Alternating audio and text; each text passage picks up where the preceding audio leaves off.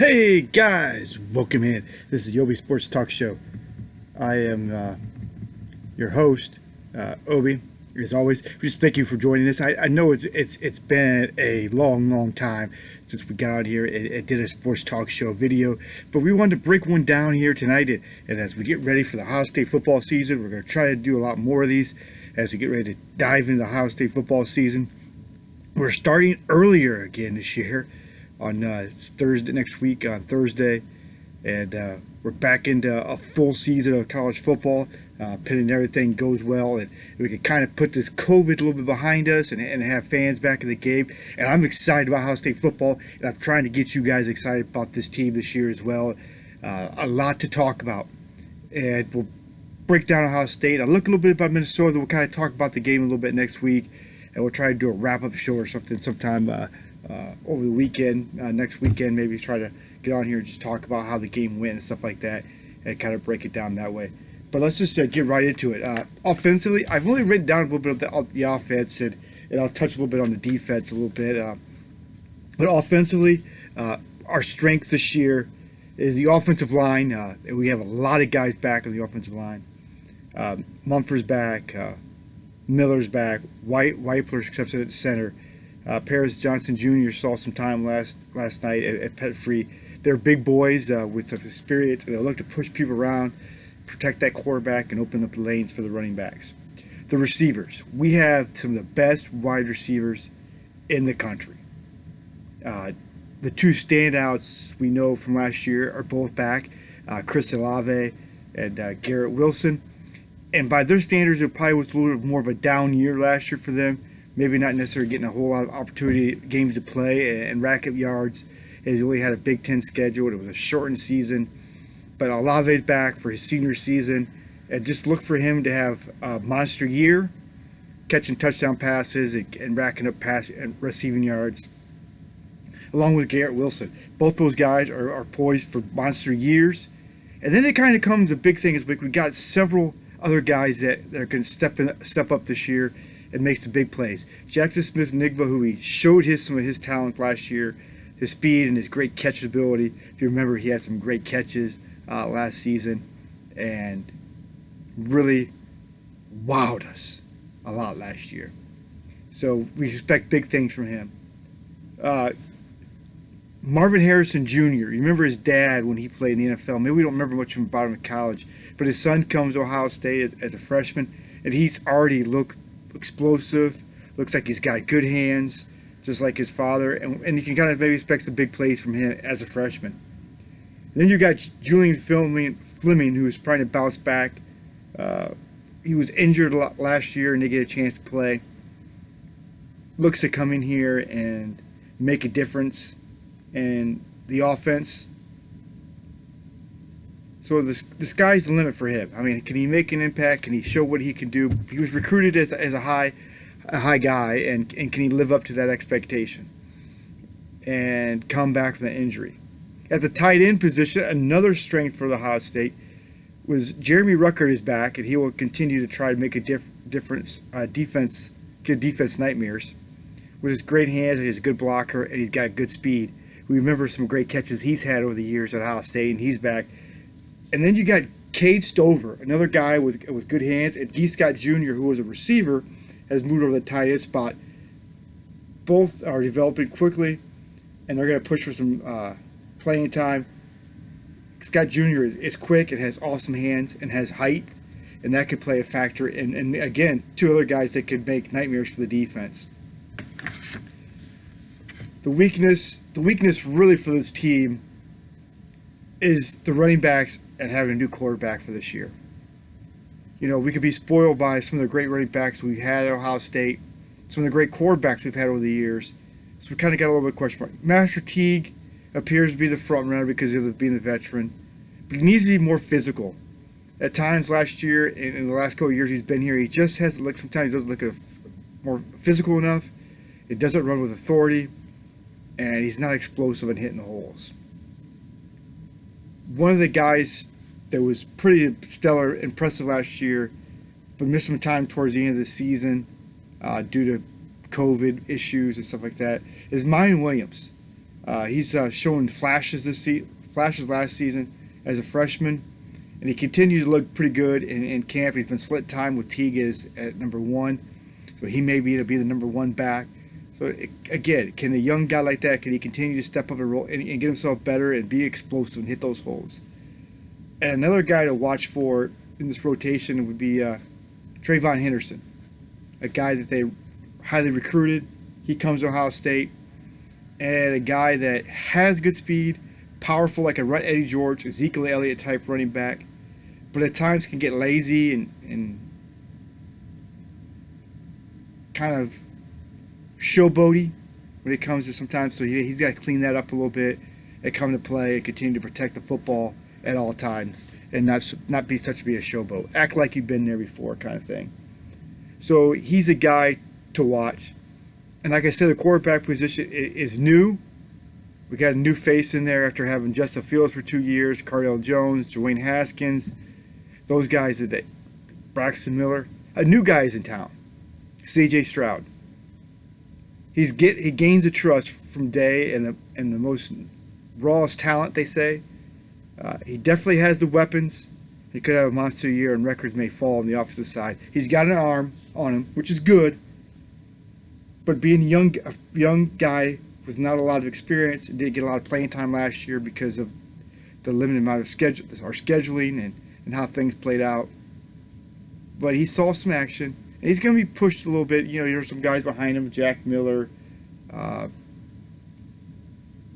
McCord, and the new guy Quentin Ewers, who decided not to go to senior season. So there's talent definitely at the quarterback position if C.J. Stroud can't get it done. But whoever it is, if it gets to be a C.J. Stroud all year, he needs to show that he can be a leader, try not to make mistakes, and continue to carry this team as well as he can, carry the team on his shoulders. On defense, we have a lot of guys back as well. And so maybe that will play in our favor this year. Zach Harrison, Haskell Garrett, Antoine Jackson, Tyreek Smith. Those guys on the defensive line is where we really need to see continued dominance. I think Taron Vince is one guy that was supposed to be in there, but I think he's going to be out. He's going to miss some time. Linebacking position is the one that we really need to see an improvement from. And you got guys like Dallas Gant and Trajan Mitchell, and they're going to try out Marcus Crawley, I think it is, at linebacker. No, Steel Chambers at linebacker. So those are some guys that are going to try to get the linebacking mix and make a difference in the linebacking position. And obviously that is where we need somebody to step up this year. You know, we need to have some guys flying to the ball, be able to protect, get to the quarterback, cover wide receivers, tight ends, running backs, whatever it is, and make a difference. It's been a position that's been lacking for Ohio State the last few years. You know, we need to go back to the linebacking days of Andy Katzenmoyer, James Laurinaitis, Bobby Carpenter, A.J. Hawk, Anthony Schwegel. We need those type of linebackers that are just going to be like that, just smash mouth linebacking play we used to have back in the day with those guys I mentioned. The secondary is another interesting one because you got Sevyn Banks, Cameron Brown, Marcus Williamson, Ronnie Hickman, and Josh Proctor. Proctor and Sevyn Banks are back, and they got to be leaders on secondary. Secondary's got to tighten up. They got to be tough. They got to be stout. They got to cover well. They got to make plays. Try to keep everything in front and not get those stupid pass interference penalties. You know, a lot of times, you know, are those holding calls. We got to play better in the secondary. Teams are going to try to throw on us, and we got to be there to try to step up and make the plays. Kicking game, we have a couple new guys there, so that's also a weakness in my opinion. With Jake Seibert taking over as a freshman, he saw a little bit of time last year.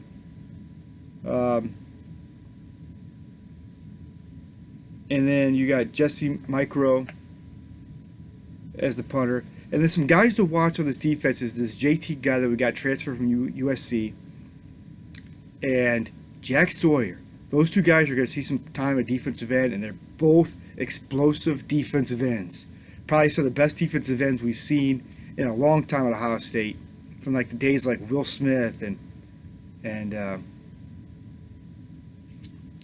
drawing a blank, Bosa brothers. And they say Jack Sawyer could be better than Bosa brothers and Chase Young, and that's some big name defensive ends that are dominating the NFL. So it'll be interesting to see. Those are some guys to watch and stuff on for Ohio State. And moving on to Minnesota here quickly, we'll break down Minnesota a little bit, and then we'll kind of talk a little bit about what we can kind of expect from the first game of the season against the Gophers. So Minnesota Gophers are led by quarterback Tanner Morgan, and their head coach is P.J. Fleck, of course, P.J. Fleck, who's 26-19 in 4 years and 56-41 8 years as a head coach. They have, looks like they have a lot of guys coming back. Tanner Morgan, Muhammad Ibrahim running back, Chris Audenball, Daniel Jackson, Clay Gary, Bryce Whitman, and the offensive line looks tough. Their defense line, I mean, they have a lot of juniors and seniors. But really the thing is, can they hang with Ohio State? You know, they know they're going to make plays. Offensively, they took a step backward last season. You know, after Tanner Morgan had a great year in 2019, he kind of had a step back year in 2020. And the running back of the year honors went to Muhammad Ibrahim, who looks to rebound from, bounce back from that. But really, they're coming in, they're only ranked number 35. So early on, they may test Ohio State, being it's in Minnesota. And they got some playmakers, even on defense. If I just briefly look at it here, I'm not going to try to get into them too much because we're mostly talking about Ohio State and how good they are. Defensively, Boy and Maieff at defensive end, Niles Pickery, Oliver and Moran at linebacker, DBs Terrell, Newbin, Gordon, and Durr all have experience. But the sweet thing is, when you're going up against a good offensive team with wide receivers and guys that can catch the ball for Ohio State, how well do they stack up? Can they compete? Can they hang? Can they go out and do what they need to do to beat a team like Ohio State? Home game form, that plays in their favor. That's probably why it's only a 13.5-point favorite for Ohio State. Ohio State will take that. I say Ohio State will win by 21 points. I will give you my score prediction later at some point, but I say Ohio State will win by 21 or 24 points, by at least 3 touchdowns, maybe a little bit more. But I just think Ohio State's just too good. I think we're just too good, and we got too much talent. And at least on one offensive side of the ball, and defense, I think is more experienced and ready to go. And looking forward to this Buckeye season. I hope you are too. I hope you'll stick around with me, and we'll get into it and have some comments and talk about it a little bit. But anyways, if you agree with me, hey, leave some messages. If you got a different opinion, what do you think this game may turn out, or somebody else that may stand out that I didn't mention, I'd love to hear about it. We can talk about it, and we'll get back in the swing of things here, talk about Ohio State football. And we'll talk maybe a little bit of Browns going forward as we try to preview the Brown season upcoming. And we'll try to get back in the swing of things and talk football with all you guys out there, and girls, whoever listens. Hey, I appreciate all of you. You guys have a great night. I'm going to go ahead and sign off here now and take care of some more things tonight. Have a great night, and go Buckeyes.